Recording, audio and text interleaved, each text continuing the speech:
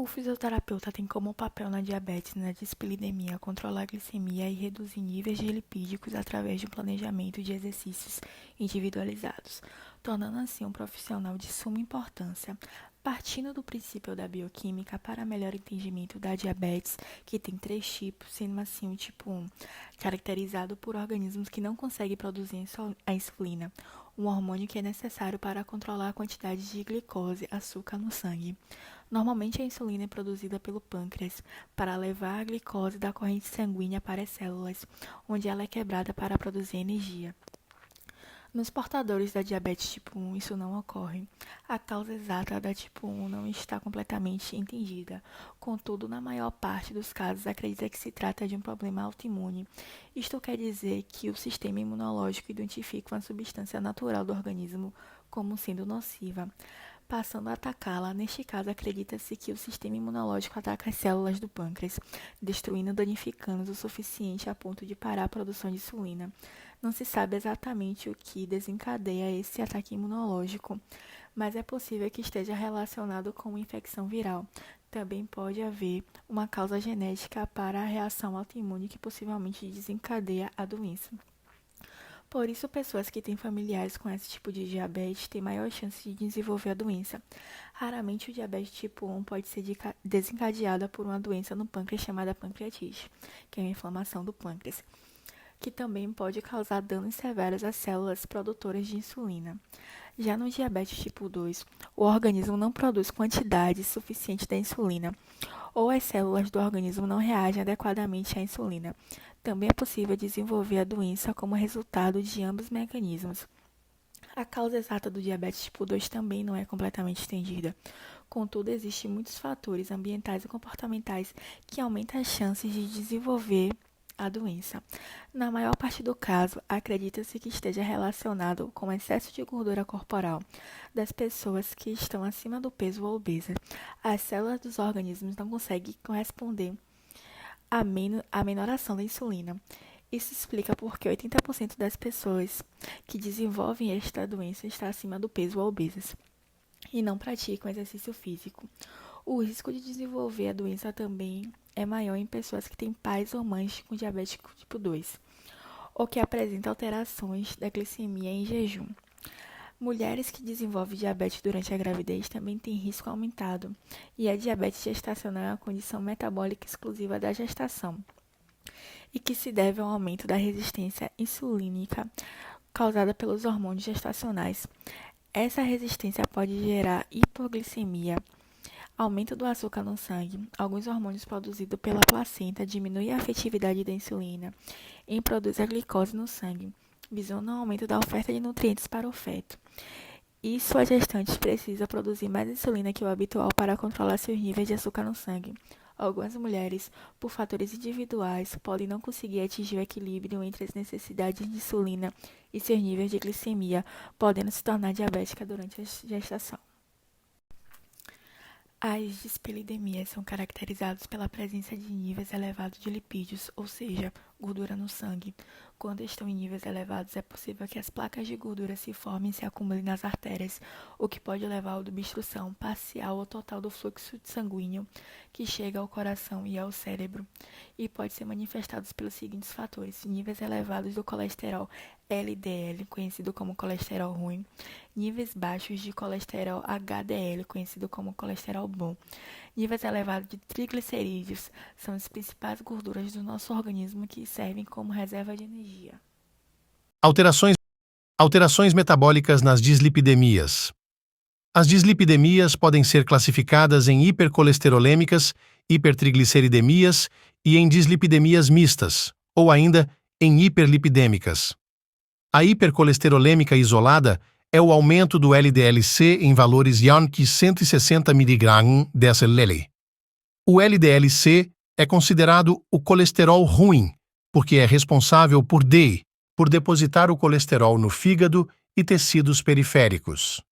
Dessa forma, o LDL-C contribui para o surgimento de doenças como a esteatose hepática e a formação de placas de ateroma. A hipertrigliceridemia é um outro tipo de dislipidemia, sendo responsável pelo aumento isolado das triglicérides, TG, em valores a 150 ml, caso o paciente esteja em jejum, ou 175 ml quando não houver o jejum.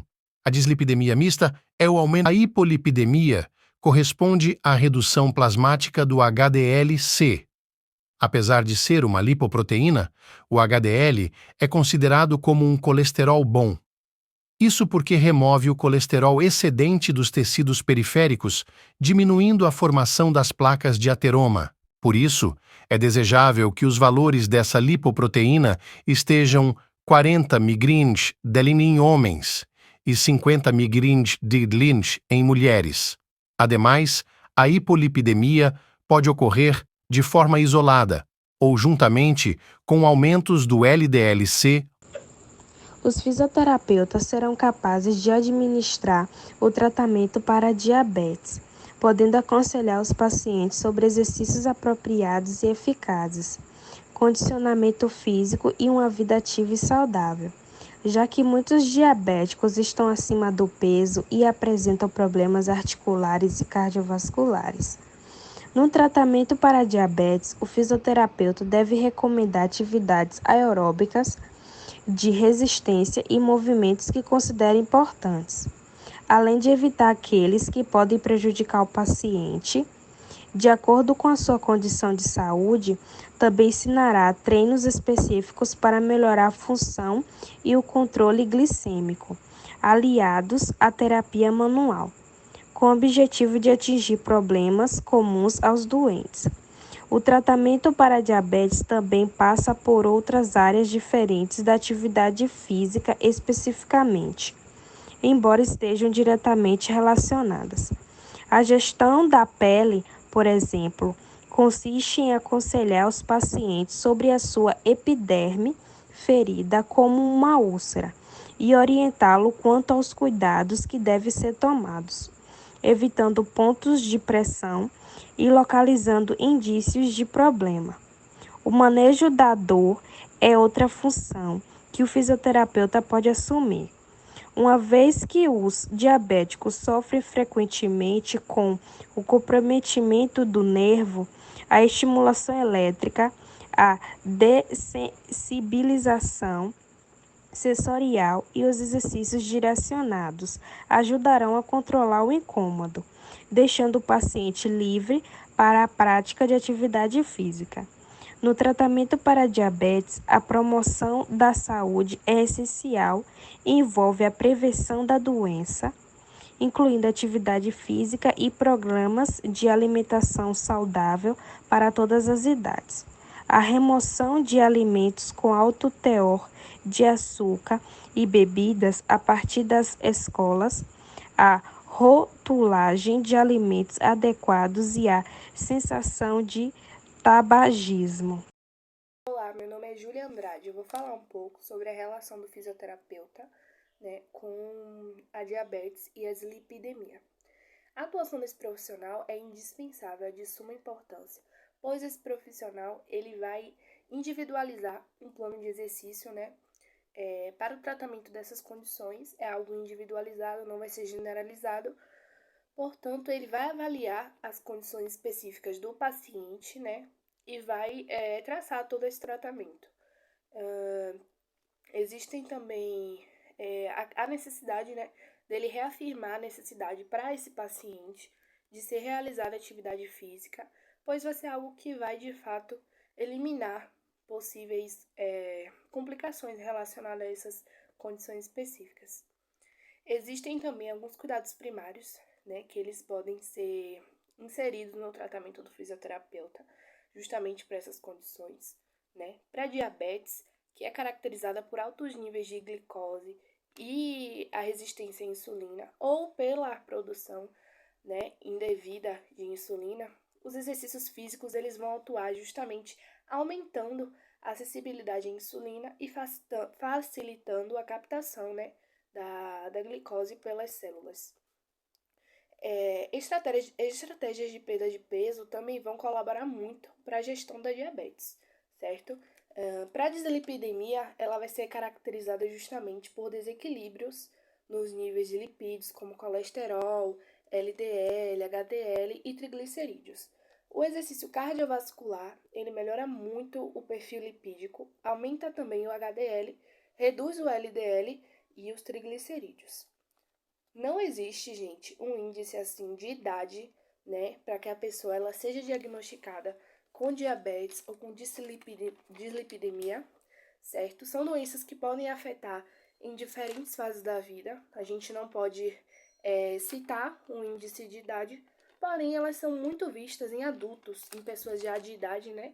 Pessoas com outras comorbidades também.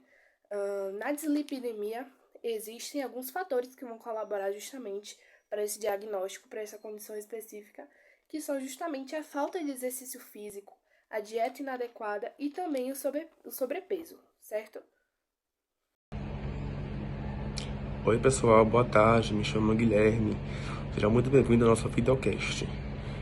Bem galera, o fisioterapeuta tem como função principal também, ter conhecimento de avaliar os indivíduos que possuem diabetes e também a intervir e a prevenir que essa doença ocorra ou que se tiver, seja ela bem controlada, Ter como função principal, prevenir contra as úlceras, amputações dos membros, encurtamentos musculares e também regular a sua postura, entende?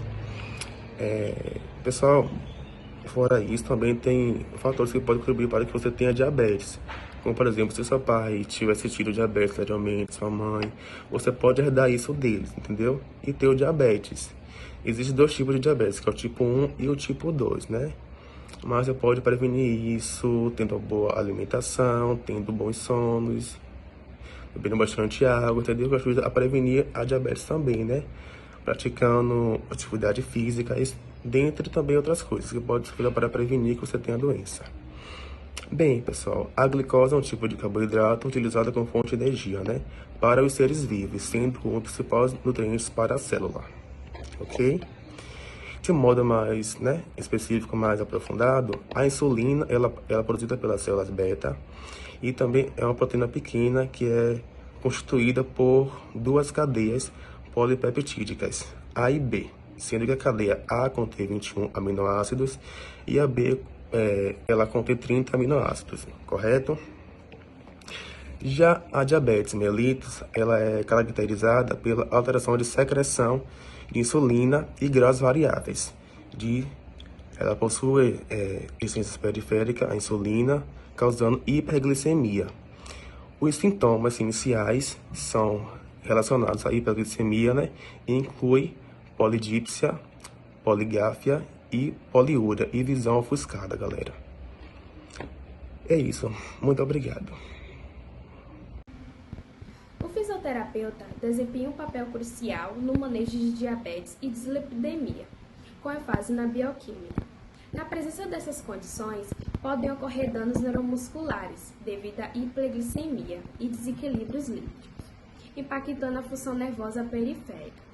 A coordenação neuromuscular, ela também pode ser afetada, exigindo intervenções fisioterapêuticas para melhorar a propriocepção e prevenir quedas. A perda de funcionalidade associada às alterações bioquímicas, ela pode ser abordada por meio de exercícios personalizados e reabilitação para melhorar a coordenação neuromuscular, como treinamento de equilíbrio e propriocepção. Para combater a perda de funcionalidade, exercícios aeróbicos de resistência são recomendados e adaptados à condição física do paciente, promovendo a saúde cardiovascular e muscular. E uma abordagem personalizada é fundamental, levando em conta necessidades e limitações individuais. Bom dia! Hoje está começando mais um Vidas Saudáveis para Diabéticos e hoje nós vamos conversar com o Sr. Michel, que ele é portador de diabetes tipo 2 e ele vai falar um pouquinho para vocês como é a rotina dele. Bom dia! Bom dia, Fernanda.